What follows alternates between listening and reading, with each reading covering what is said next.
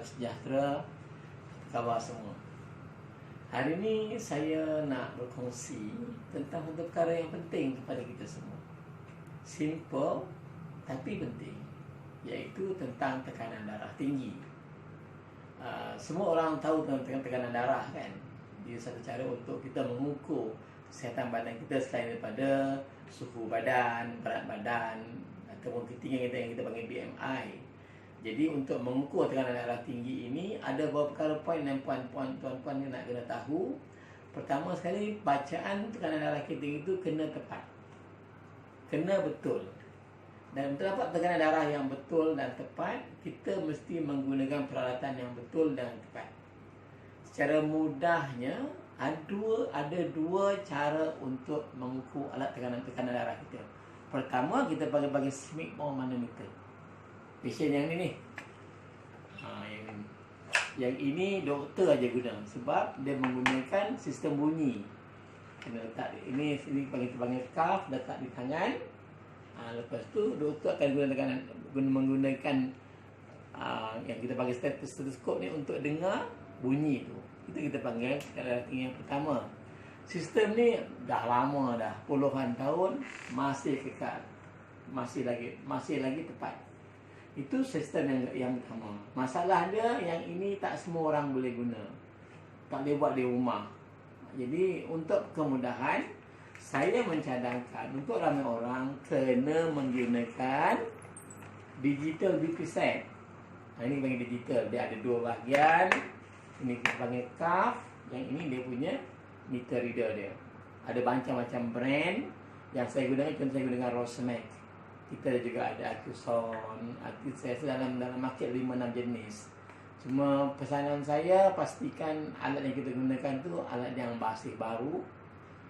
Biasanya kalau mesin kita tak sampai 2 tahun tu, insyaAllah boleh guna lagi.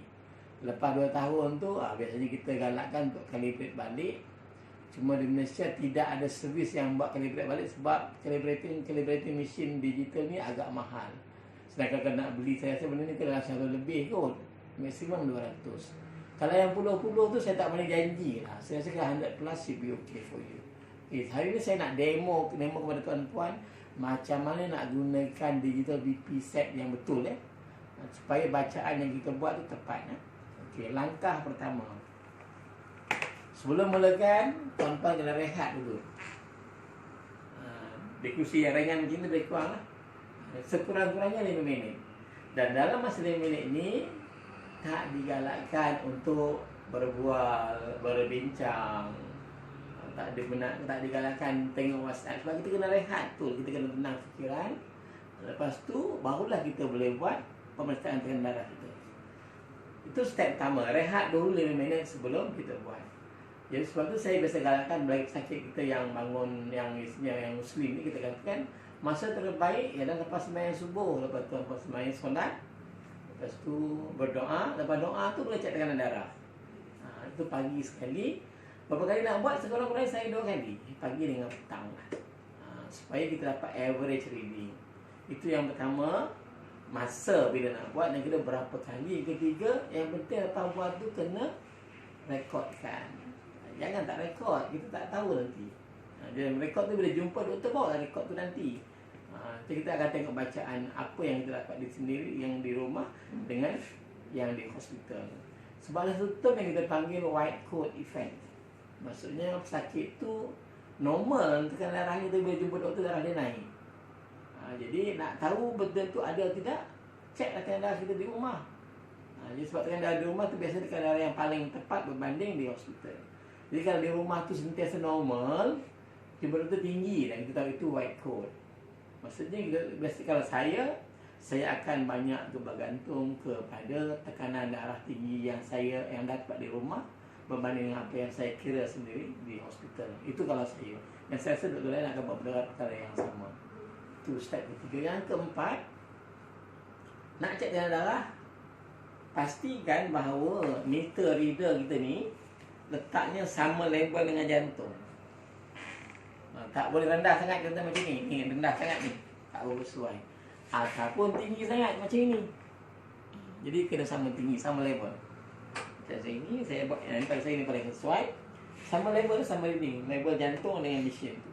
Lepas tu yang kedua, cuff yang kita nak gunakan ni, sekurang-kurangnya saiz dia adalah 2/3 daripada lengan kita. Saya nak tunjuk buka aurat sikit. Okey. Ini cuff, saiz cuff yang sesuai yang kita kena pilih. Okey. Pastikan bahawa saiz cuff ni bila kita masukkan, dia macam inilah. Dia akan saya rasa semua sistem buat macam ni.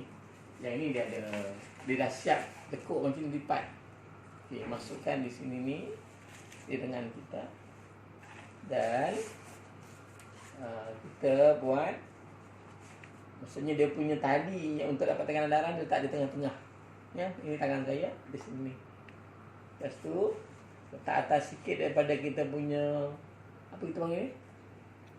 Elbow. Elbow. Pakai apa ni tak tahu, pastikan pakai elbow. Letak situ dan pastikan dia rak elok. Pastikan dia tegak macam ni okey. Rak elok. Dan kita naikkan ke atas. Penuhkan balik. Macam inilah. Kita dapat bacaan macam ni. Dan pastikan dia ni, saiz ni, cuff ni 2/3 daripada lengan kita. Lengan kita ni panjang ni. So kalau saya ni, pada saya ngam-ngam. Ni saiz panjang ni lah. Jadi kita akan dapat bacaan yang tepat. Kalau ada kejap sangat, kita dapat overreading. Bacaan tu akan tinggi. Dan kalau orang tu besar panjang, kalau ni mungkin setengah, jadi dia akan dapat macam soalan tu rendah pula. Jadi pastikan bacaan sama. Lepas tu meter yang kita ada ni, pastikan bateri ada. Jangan tak ada bateri. Pastikan bateri dia pasti on. Lepas tu mampu guna lah, kan? Dan on. Ini saya standard kot. Saya punya contohnya, saya mula tekan di sini ni. Kalau Rosmax ni dia ada saya tunjuk sini ada on off button. Dia ada bacaan kita panggil systolic yang atas, diastolic yang bawah ni nadi seminit. Jadi bila kita buat rekod, kita penting yang atas, kita pentingkan juga yang bawah, yang tengah dan juga yang bawah. Rekodkan 3 sekali. Jadi kita tulis, contohnya kita buat hari ni, sekarang ni waktu ni 1.20. Kita akan tulis lah 1.20 tengah hari hari 18 bulan Mac. Dia tarikh tu pun tulis. Kita akan on, kita nak buat demo. Saya on kan butang bulan on itu.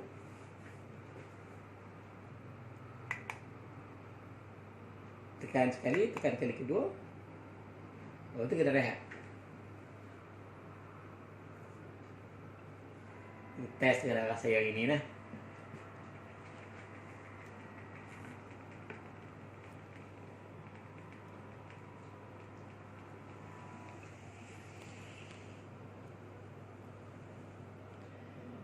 Tengok berapa bacaan hari ini.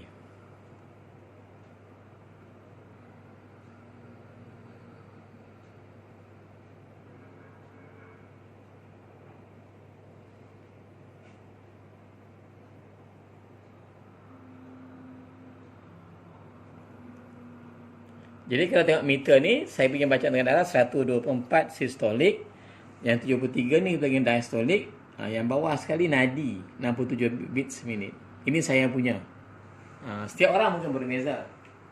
Jadi kalau dah dapat macam ini, itu bacaan kali pertama. Biasanya saya galakkan kita buat 3 kali bacaan. Jadi dah habis ni kan, kita rekodkan pertama, lepas tu buat kali kedua pula.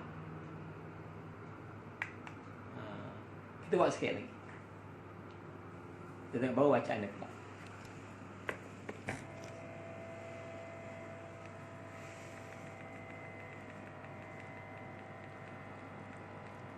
Sebab setiap detik, setiap saat tekanan darah kita akan berubah.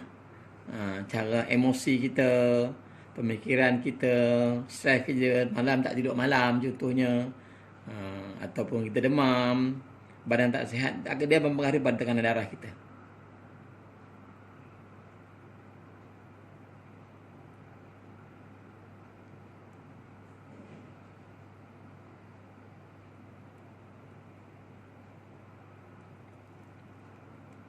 Saya punya lebih kurang sama. Jadi bacaan kedua. Jadi kita dapatnya. Lepas tu boleh buat kali ketiga. Jadi kita dapatkan tekanan darah. Lepas tu buat average. Biasanya saya galakkan ambil yang paling rendah lah rekod. Okay. Jadi itu tekanan darah yang kita kena ambil ukur. Jadi kita akan tulis dalam buku dekat kita. Tekanan darah atas 127/71. Nadi 59. Okay. Ada orang tanya pula, nak cek tangan kanan, tangan kiri.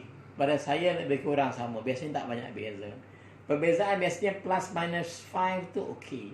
Tapi kalau plus minus 10 tu, tu kena cek balik. Jadi, kalau puan duduk, boleh buat bentuk yang sama. Kalau baring pun sama juga. Maksudnya, saya pastikan mesin ni, reader ni sama dengan label dengan jantung kita. Jadi, berdasarkan tekanan darah yang kita dapat ni, kita tahulah sama ada kita darah tinggi ataupun tidak. Atau darah kita rendah. Itu kita dapat yang pertama. Yang kita dua, kita juga pengen tengok yang kita beritahu tentang masalah white coat tadi. Maksudnya orang sakit ni yang normal di rumah, tapi di hospital tinggi, dan kita panggil white coat. Tapi kalau di rumah tinggi, di hospital tinggi, tinggilah maksudnya darah tinggi tu. Jadi itu dua penting yang penting untuk kita. Pertama, confirm diagnosis sakit jantung, sakit darah tinggi ada ataupun tidak. Yang kedua, kawalan. Jadi kalau di rumah tinggi, di hospital tinggi, confirm darah tinggi, cuma berapa tinggi itu berbeza. Jadi pentingnya untuk setiap orang mempunyai benda ni. Digital ni pada saya setiap rumah kena ada lah.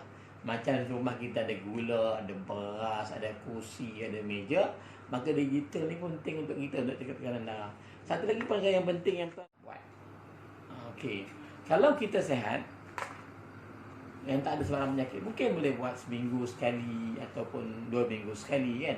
Tapi kalau kita seorang pesakit darah tinggi yang memang makan ubat, saya galakkan makan ubat tiap hari dan pressure tekanan darah setiap hari.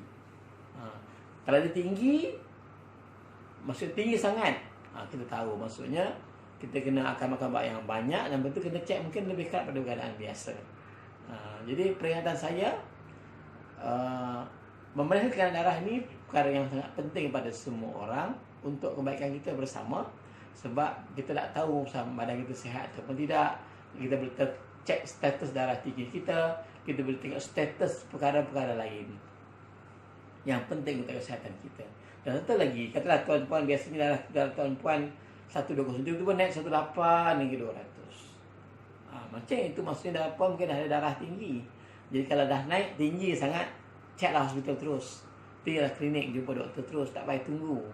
Sebab setengah-setengah orang tu kadang dia suka bertangguh. Akhirnya dia tak tahu kesihatan badan dia yang sebenar tu macam mana. Jadi hari ni pengurusan darah tinggi ni, saya dah pesan tadi, 4-5 step tadi yang kena jaga.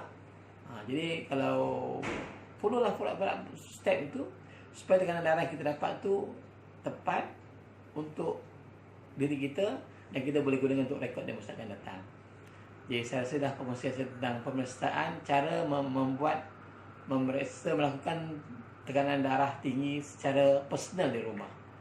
Moga-moga dia boleh membantu tuan-puan untuk mendapat maklumat tentang penyakit darah tinggi sekiranya ada, tentang